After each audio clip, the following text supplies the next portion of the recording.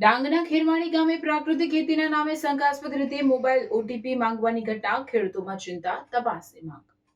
ડાંગ જિલ્લામાં વઘઈ તાલુકામાં સમાવેશ ખેરવાણી ગામે હનુમાનજી મંદિર પર બેસી કેટલાક અજાણ્યા વ્યક્તિઓ દ્વારા પ્રાકૃતિક ખેતીના નામે ખેડૂતો પાસેથી 7/12 નકલ તેમજ મોબાઈલનો ઓટીપી માંગવાની ઘટના સામે આવતા ગામમાં ચિંતા ફેલાઈ।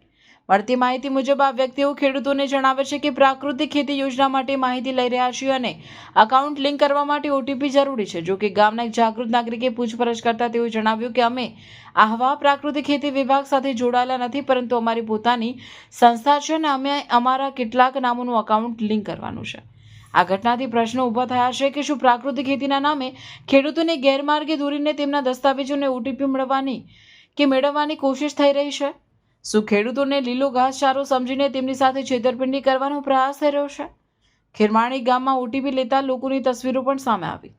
સ્થાનિકોમાં આ મુદ્દે ભારે ચર્ચા ચાલી રહી છે અને સંબંધિત તંત્ર દ્વારા તાત્કાલિક તપાસ કરી સત્ય બહાર લાવવા તેમજ ખેડૂતોને છેતરપિંડીથી બચાવવા માંગ ઉઠી છે। સ્થાનિક લોકોનું કહેવું છે કે જો કોઈ યોજના હેઠળ માહિતી એકત્રિત કરવામાં આવતી હોય તો તે સરકારના અધિકારીઓ દ્વારા યોગ્ય ઓળખ સાથે જ થવી જોઈએ, નહીં તો આ પ્રકારની પ્રવૃત્તિઓ ખેડૂતો માટે ગંભીર જોખમ સાબિત થઈ શકે છે।